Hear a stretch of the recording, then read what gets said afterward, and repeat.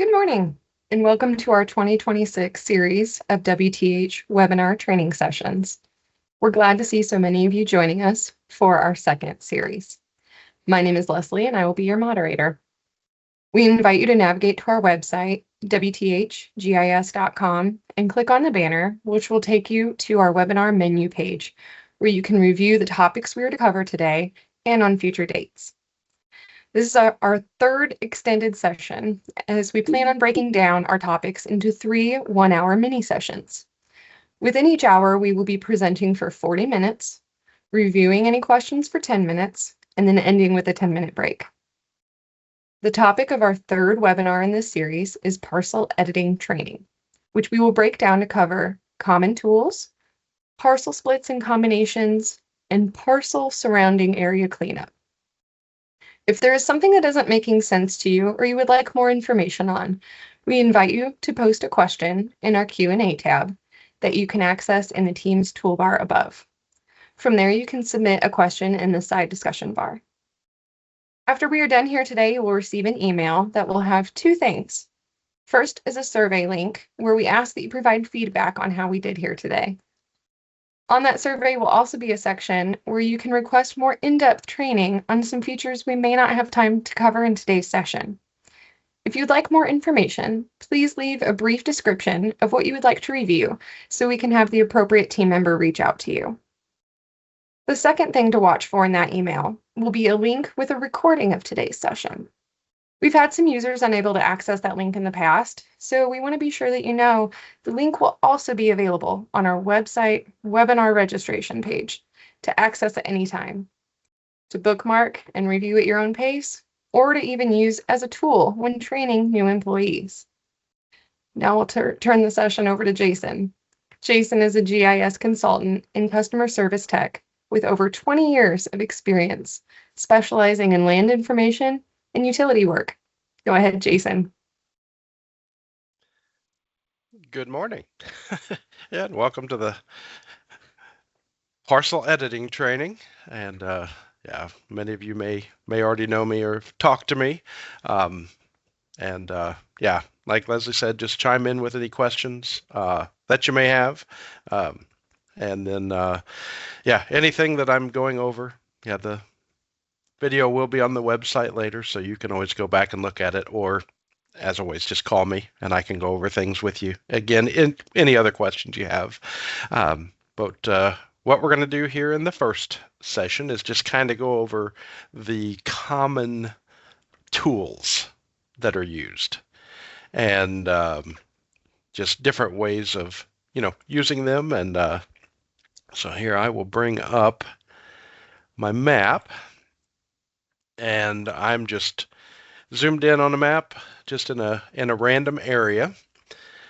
But as with, most things, whether it's parcels or anything else, kind of one of the first tools is the draw tool. And kind of top of the editing bar, right up here on the line, top bar all the way to the left.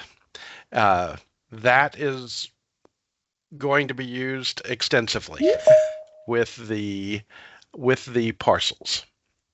And again, here I would let's open this up, and then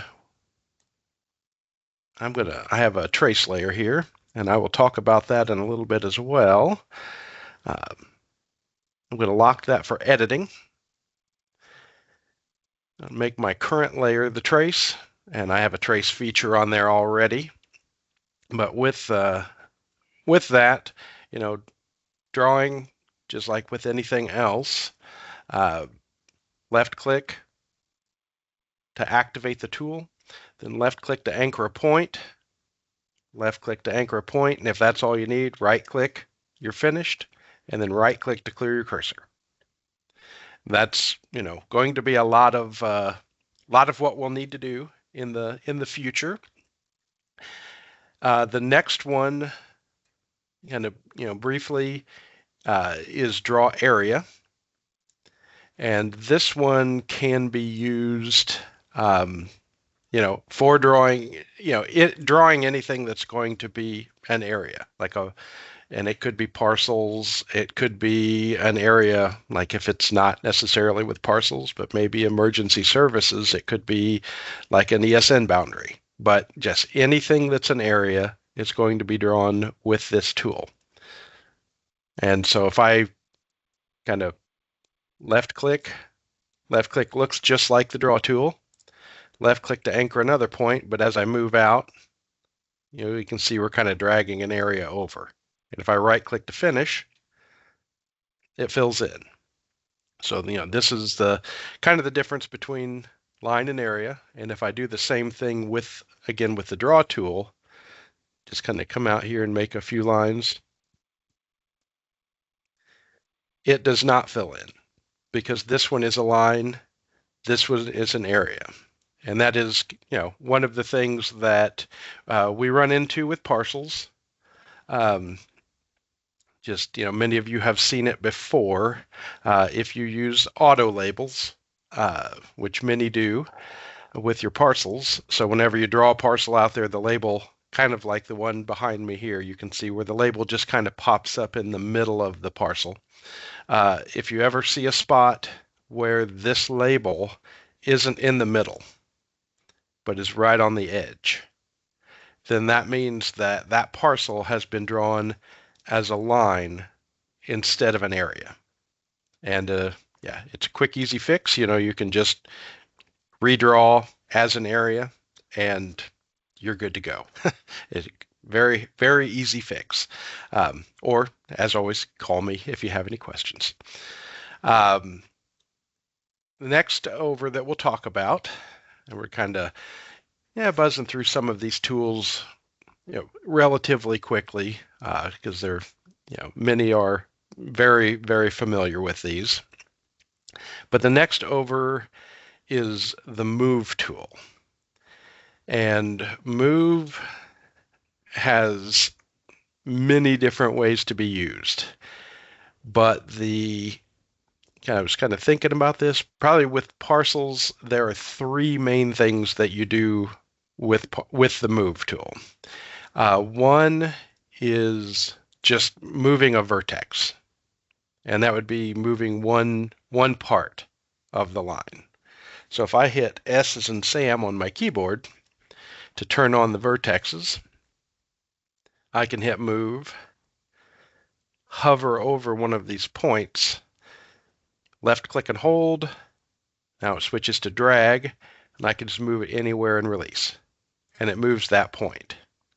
And I can even on this area up here, just the line on this, just any of these vertexes, any of the points, left click and hold, drag those around as needed. And you will do this a lot with parcels. There will be a lot of grabbing a point, dragging it around. You can also left click on one of these lines, then grab a vertex, left click and hold, and it moves them all. And it will move the whole area. And just with kind of the move, this will be, I wouldn't say even common. It's going to be used, extensively. Just over and over and over and over.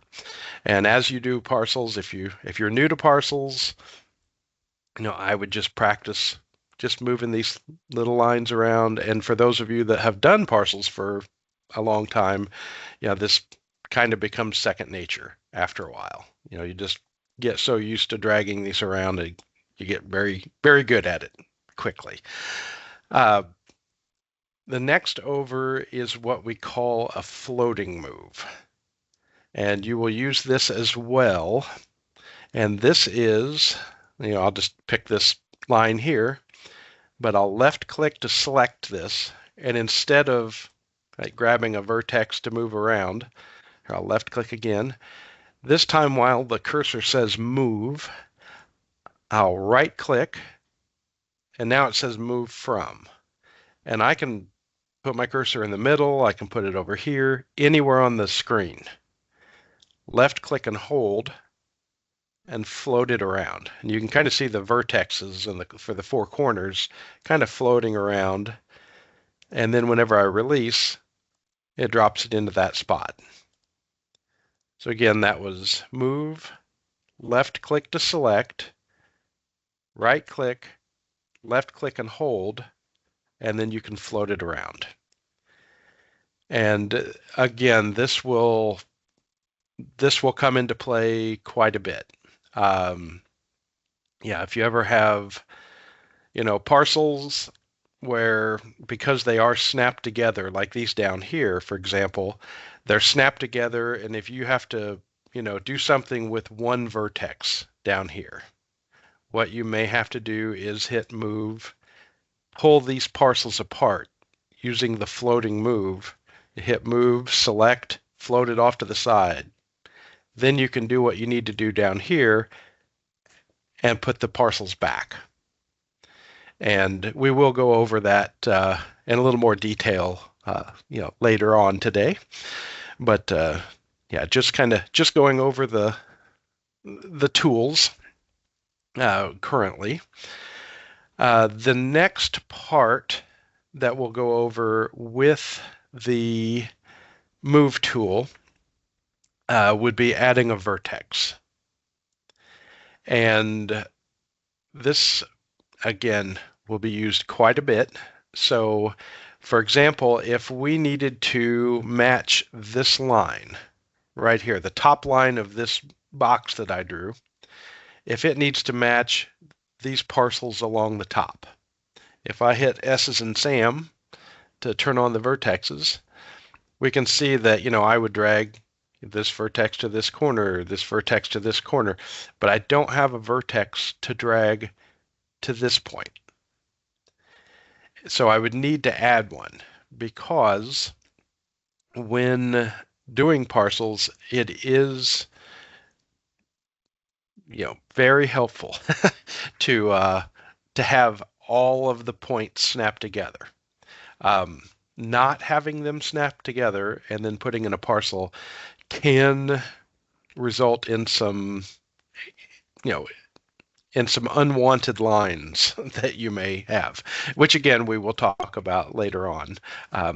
What happens when we don't have everything snapped together. But in a case like this, if I wanted to snap those together, what I would do is, I may hit move, grab this point here, just pull it up to this vertex. And you can see when I hover up to this vertex, get the little box pops up. If I have that box and then release, that lets me know that they are snapped together. They are perfectly on top of each other. So then here, I know I want to go to this point, so I'll just hover over the middle of the line, and I can hover anywhere in here. It doesn't matter. And then I'll hit V with move selected, hover over the line, and you can kind of see, instead of like on the corner where we get the little box, in the middle on the line we get kind of an hourglass. And if we have the little hourglass, I'll just hit V as in Victor, or V for vertex, and it adds a point. Then I can hover over that point, get the box, left click and hold, drag it up to this vertex, release, and that's snapped together. Then I'll grab this one, left click and hold, bring it right up. And now you can see that this line is just perfectly matched up. If you ever are working on this, and if I come down and say move, or I can just undo what I just did, undo the add vertex. So now if I hit S, I no longer have a vertex here. If I pull this in and just pull this right up, it does look the same. Everything is, it looks perfect. But as you see, sometimes as you're zooming in and out, you'll see where you can kind of see the purple, or not purple, you can see the orange behind the blue. As you zoom in and out, you kind of see that pop up. If you see that, that lets you know that these aren't snapped together. And it's just one little thing that, over time you'll you'll get used to catching things like that. So what can happen is if you were to put a parcel in here, because these 2 points aren't snapped together here, and you know, there, if we put the parcel in here, there's a chance that there would be a tiny little gap between the top line of the parcel we're cutting out of, which would be the parent parcel, and our new split. There'd be a tiny little gap, and it could leave a line. So when we clicked on this to highlight it, right now it highlights the whole parcel, but in this case it would come up here, highlight down, up, but it would also have a line across the top. And I'm not sure where the term came from, but yeah, a lot of times you'll hear us in service, if you call in, we'll refer to have it like it's a parcel that has a tail. And if you ever have an extra line that, we put this parcel in here, and when you click on the parent, it has an extra line, sticking off to the side. And we'll say, like, oh, you just say, hey, I've got a tail on this one. And we will go over fixing that in one of the later sessions today.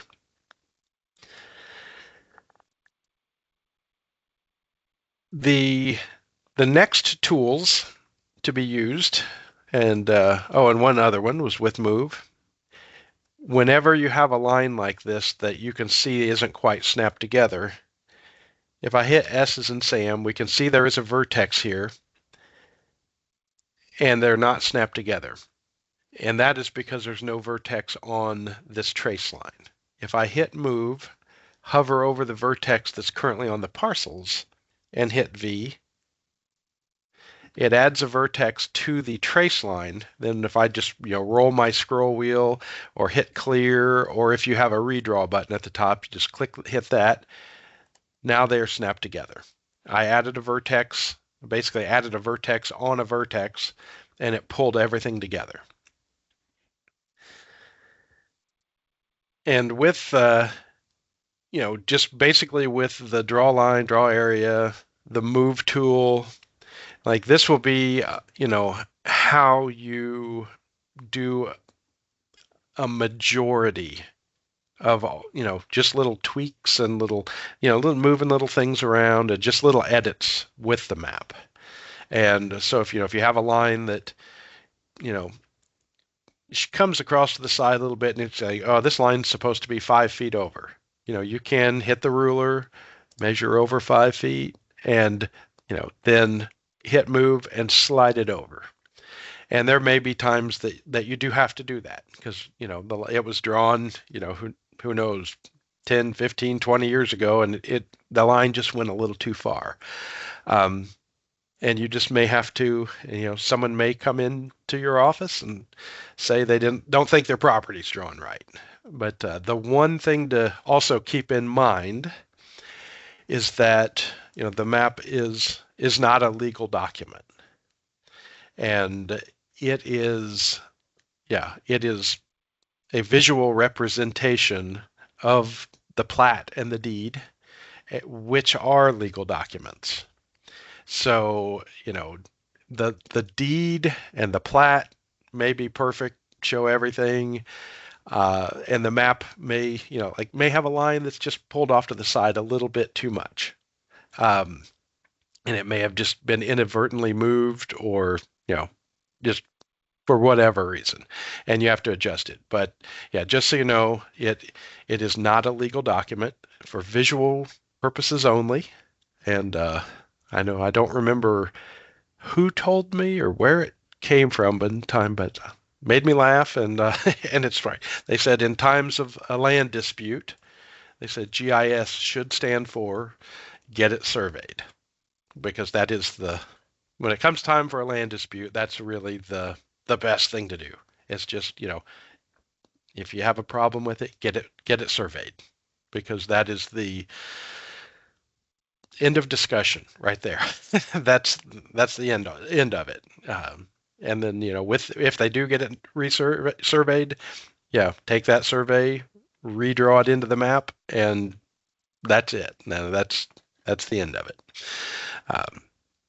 And again, call us with any questions if somebody's really not happy about how it's drawn and you think it's right, and just maybe want us to take a look at it. Yeah, let us know. The next buttons after kind of the draw area, and move, which are kind of going to be the big ones, is we have delete, which is right here next to move. And there's kind of a few different ways of using this. Now, if we need to just delete a line, we can hit delete, left click, highlight this line, right click. Are you sure you want to delete it? Yes. And it's gone. We can also, if we have a line drawn out here that maybe has a few different vertexes in it, like in here, and I can hit S. If this line is correct, but this piece at the end doesn't need to be there, I can hit delete, drag a window over just this vertex, release, and it's going to delete back to the previous vertex. Then right click, are you sure? Yep, and that little piece is gone. But then again, you can also hit move, grab that vertex, and just pull it back to this vertex. Would accomplish the same thing. And as I tell many people,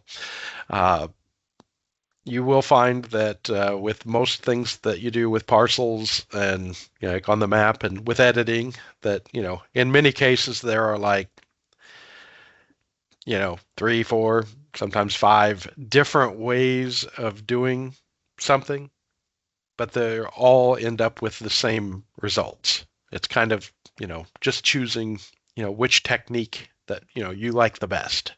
But yeah, you will end up with the same results. Some may be quicker, some may be slower. It's just what you're the most comfortable with, and that's fine. There is also, so if I was to hit new feature, now I'm just going to add a feature called to.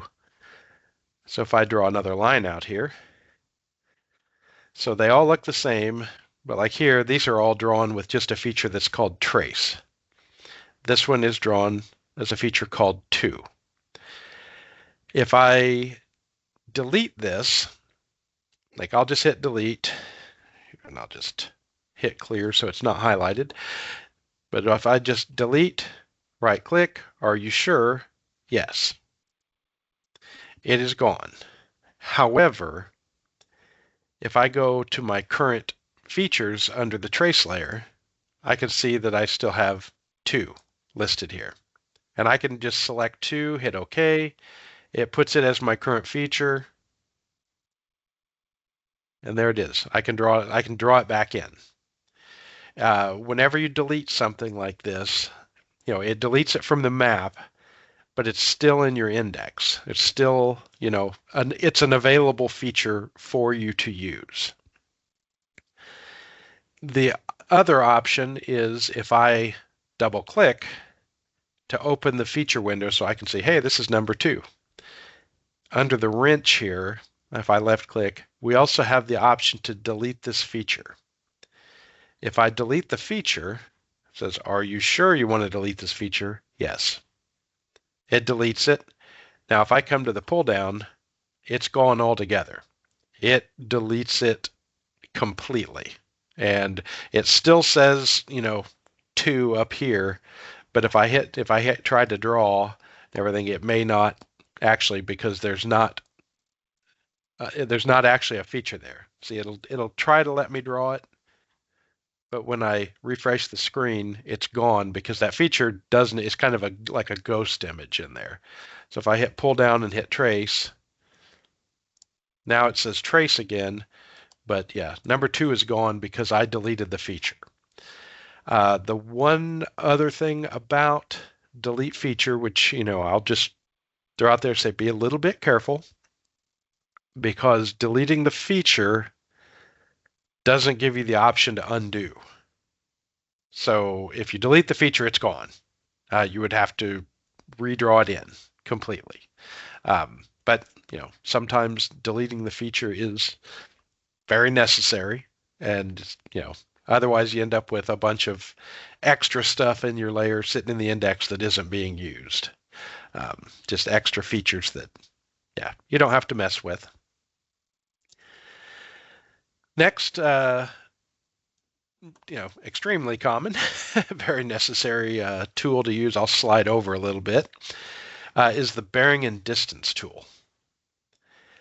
With this, and this is essentially how you draw a parcel in. And I always use, I do use a trace layer, and we'll talk about this in a little bit when we get into actually putting a split in.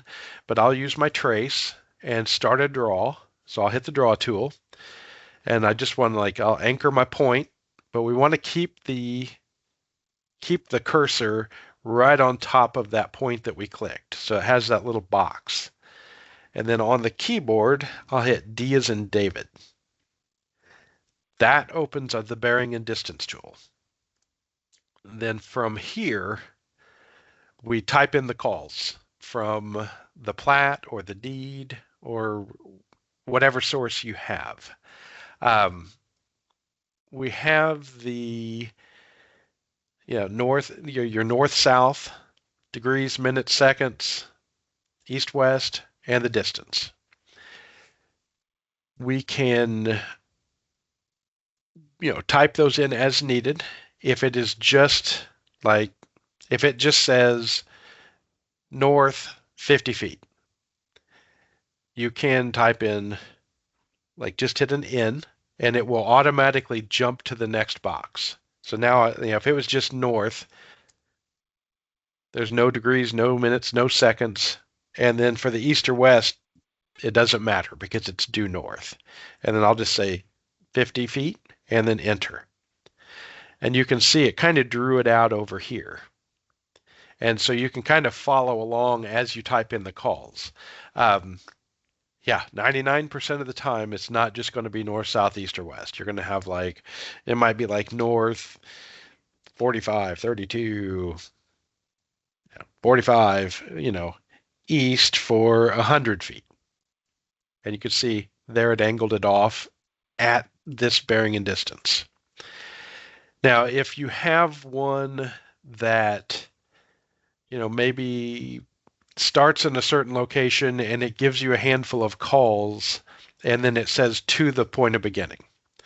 That's this first column here, POB, point of beginning.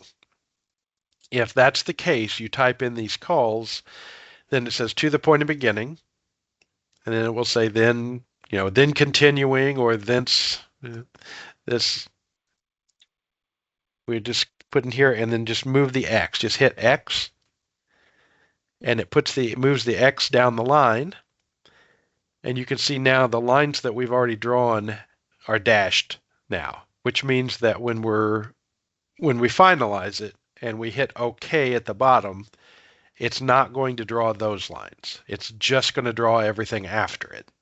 So if you do have, from the start of the deed versus the start of the actual parcel, sometimes there's a, 1, 2, 3, sometimes there's many calls to get to that point, but it just won't put that extra line out on the map. And then you'll just have the parcel that you need. And there's also, you see this right above, curve data. If you come upon a deed that, says to a curve, then from right here, before you type anything else in, just hit the button for curve data. That's going to open your curves window. And then right here, it says, concaved, and it may not tell you, many of the deeds may say, continuing on a curve to the right or a curve to the left. And in that case, yeah, just put in right or left, whatever it says. If it doesn't tell you, but maybe you have a plat and you can kind of see which angle it's going, I always tell people that, kind of follow the line in your mind. And like if you were driving a car along that line, is that going to be curving to the right or the left? Just try to picture it. And in that case, then you can just, choose right or left. Then it will give you a radius. The radius goes in here, and then at the end of it, it will give you your bearing and distance. So it'll say, continuing on a curve to the right with a radius of, we'll just say like 500 feet. I'll just make one up here. North, I'll just do, 45, 25, 15. East for 100 feet. And then when I hit OK, you see it's just I didn't have much of a curve, but it slightly curves to the left. It's just kind of bending a little bit. If you need to go back in here, and then from here, though, this is one of the little quirks here. You can't hit enter from here. You want to manually click down here, which kind of locks in that one. And then you can continue putting in additional calls or hit curve if it's another curve.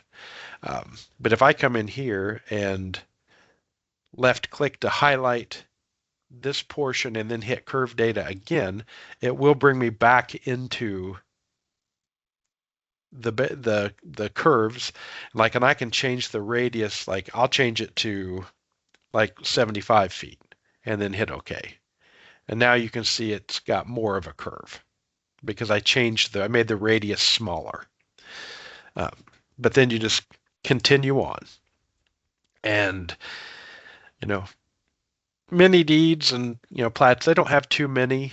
I think, a lot of them, it just takes you a few minutes to type them in. Larger parcels will have a lot more calls. Largest one I ever came upon, was asked to type in, was actually for South Carolina. And it was for a parcel that was, I think it was around 8,200 acres. And one side of it went down a creek. And so it had a lot of calls, and it took me about 6.5 hours to type them all in. So it was page after page, and it just went on and on. It went on forever. But it actually, at the end, it did work. There wasn't a big gap at the end. It came up, and it fit right in. So that was good. I was very happy about that because it took forever to type it in. But yeah, just, with the curves and just regular distances. One other thing is like if it does just say north for 50 feet, like right here, or east for 50 feet, you can, like if it was east for 50 feet, just put an E here. E for east, even though this is the north-south column, you can just do east 50 feet, enter. And it's going to put the line in there, due east 50 feet. And that's just kind of a little shortcut, little trick to maybe speed it up. Because normally if it is, east for 50 feet, the actual call would be like north 90 and then east. That's the complete call. But instead of typing all that out, you can just put E in the north-south and then leave the rest blank and put 50 feet. But as you go over this, just, let us know if you have any questions. Also, if it's in kind of rods, chains, and links, down here at the bottom, left click on the pull down, RCNL, rods, chains, and links. And this would be like, if I'll just put S for south, and then we would just do like R50. That'd be 50 rods.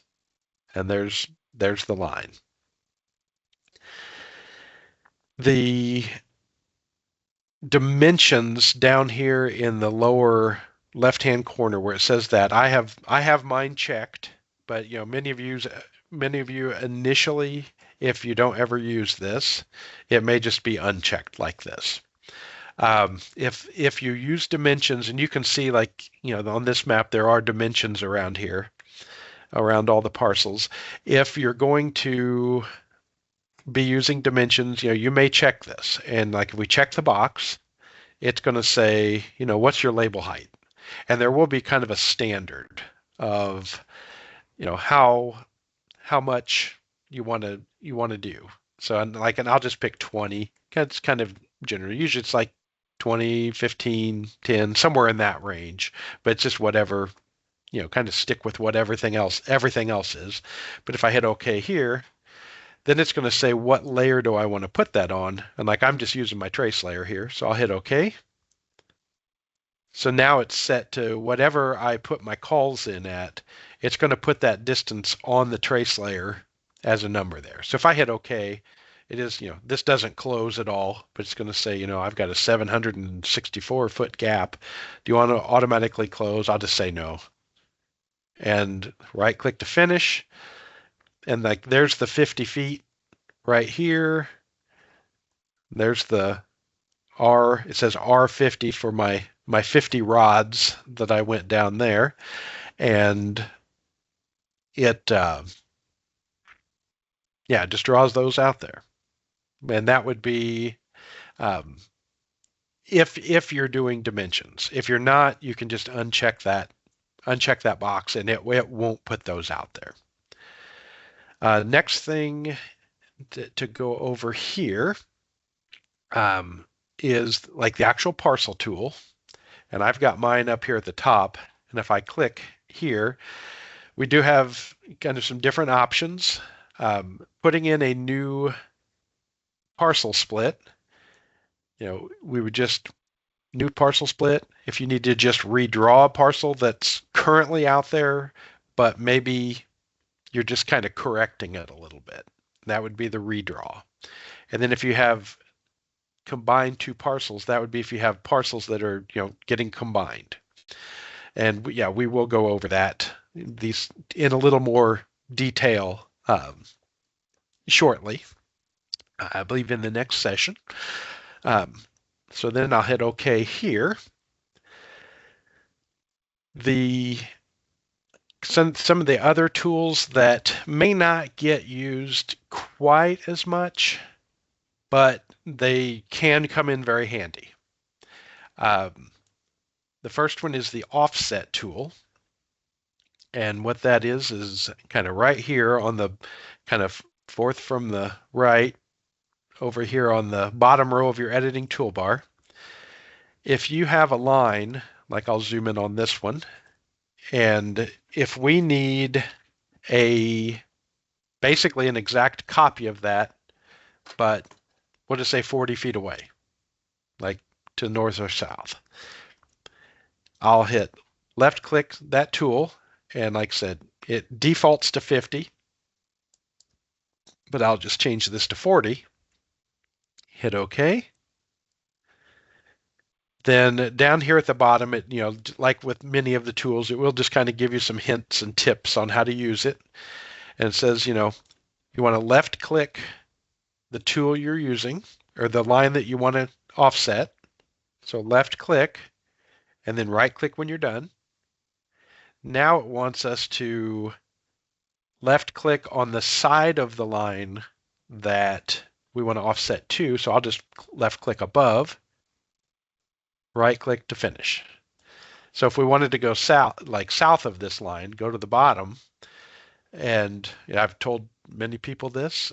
This is one of the tools that will completely make you forget your left and right, because I know I see it happening to people, and it happens to me as well. But so it's basically left, right, left, right. So if I want 40 feet, it's left, right, right. And there we are. And it seems very straightforward and simple, but somehow the fingers just get tangled up somehow, and you'll offset to the wrong side, or you'll close it on accident when you meant to. Yeah, it happens, and no worries. But yes, Leslie. Just gonna cut in here for a second and see if there are any questions up to this point. There aren't any posted. If not, we'll keep going, but I also wanted to open the floor just in case.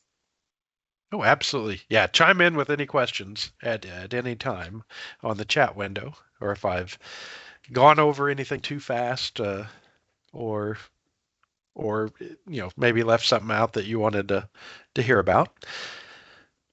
Okay, yep, we've got 10 minutes till the break, so folks, if there Yeah. are any questions, just put them in the Q&A and we'll go from there. Yeah, and 10 minutes is no problem. Those of you that know me know that 10 minutes is nothing. I can because I can talk, so and I can I can keep it going. So but yeah, this was the offset tool, and the another one that kind of like the offset tool is used fairly often, but it's just not as common, would be the rotate tool. And what that would be is, we'll just say, the one that we drew earlier. If this went into your map and this line here was supposed to be, like with everything else on the map, was at a different angle. And it's like, well, it looks right. It's just like we just need to turn it a little bit, and then it will fit in perfectly. So what we can do is hit move, left click to select the area, and then right click, just like we did for the floating move. But this time, we have to pick a point to rotate on. So if this vertex here, we'll just say is in the right location, but it just needs to turn one way or the other into, so the rest of it, rotates to the right location. We'll hover over that vertex, and I'll just hit A on my keyboard. A is an atom, or A for anchor, to anchor that point into position. And as you see, it put fix on there. So this point is fixed in. Now on my keyboard, I'll hit R. R for rotate. And it brings up this menu. And it says enter your scale factor. Scale factor of 1 means this is going to stay the same size. So this will always be left the same. Yeah, I don't know why you would want to rescale it. I don't know that I ever have, but yeah, if you need to make it, twice as big, I guess you'd go to 2. I haven't messed around with that part a ton. I always just hit OK. But now it says your rotation, and it's in degrees. So if we type a number in here, a positive number is counterclockwise and a negative number is clockwise. So if I was to put in, I'll just put like 8, because that should be a pretty big turn. So I'll put in 8, so it'd be 8 degrees, hit OK. It says, do you want to, that's if you have labels or anything adjusted as well. Do you want to adjust those with it? Say, sure. And you see it rotated 8 degrees. So if I needed to go back the other way and, go pretty far, I could just do move, left click to select, right click, A to fix the point, R to bring up the tool, hit OK for the scale because we don't want to change that. And then if we went back the other way, like I'll just put -20, this is going to go 20 degrees clockwise. Then I'll hit OK. So do you want to do labels as well? I don't have any selected, but I'll just hit OK. Hit yes. You see, and it rotated it down. And this would be one that just kind of a little trial and error. And sometimes you have to do it a few times, and you may, go 5 degrees this way and it went slightly too far. So then you go back the other way a degree or half a degree, and then just kind of fits right into position. And like I said, just tinker with it until you get it just the way you need it. You can also, and it's like in certain cases, you can do this, but it can be a little dangerous. But if you hit move, select, right click, hit A to anchor, then if we grab one of these vertexes here, left click and hold, we can manually rotate. Like I can drop it up here. However, if you see, it is scaling it. Like I can make it small, I can make it big. So if you need just the smallest adjustment, like we're going to there, you can do this. But if you're making a big turn, if you've typed these in as calls and like this was 50 feet, and you do that and pull it up here, and if you pull it out, when you release it, it may be 60 feet now. So it is going to change the lengths. So I would only use that in a case of, anchor that point and you're just barely moving that up, like maybe to butt it up against like a right of way. It's like it just needs slid up just slightly. Yeah, you could do it that way. But for big moves, I would definitely use the rotate tool. One of the other, I know we're just about out of time, but one of the other tools that we do, and it's not really a tool so much, is that like a lot of times, as you've noticed, I do a lot of the editing and moving things around with photography turned off. Just because, for me, I think it's easier to see. Yeah, but this is, again, totally personal preference. But I usually have photos turned off. But if we go to my layer settings, like I can go all the way to the top, we can see, I've got 2023 photography that's off. But it is the first layer it's all the way at the top of my layer settings. So because that's the first one on my keyboard, kind of upper left hand corner, not the touchpad, but if I hit number 1 on my keyboard, that turns on the photos. But if I move or zoom in or do anything, they're off again. So like I can zoom in, hit number 1, and sometimes I'll just do that just to check the area. And like I said, that does save me a lot of time from, going into the layer settings, turning the photos to auto, closing the layer settings, seeing where everything is, then turning it back off. So you can just kind of toggle it on and off there. And then the last thing is, whereas I mentioned, to do the photos like this is number 1, kind of across the top of your keyboard. Because on your number pad on the right-hand side of your keyboard, those are a little different because like 8, 2, 4, and 6 are your north, south, east, and west. But then 7, 9, 1, and 3 would be your diagonals, like, southwest, southeast, northwest, northeast.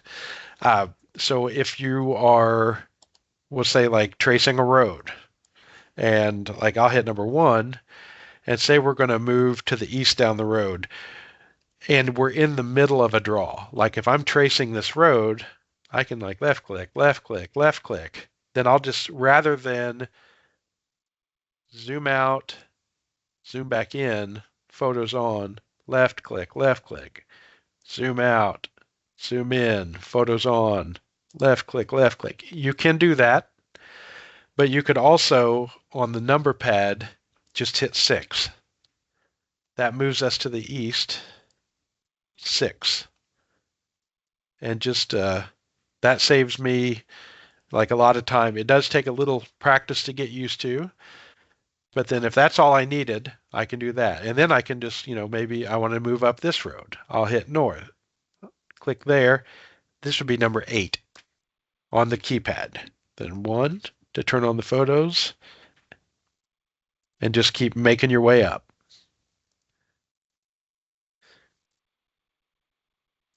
And that is kind of the basics of the basic tools that we will use.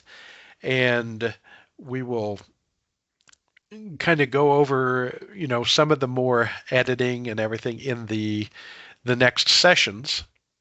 And you will see how kind of the tools that I just described and went over as the most commonly used tools, kind of see how they are put into use. And I think for that would be the end of this session. And I'll turn it back over to you, Leslie, for the break. I think we're ready for our break. So we'll see everyone in about 10 minutes.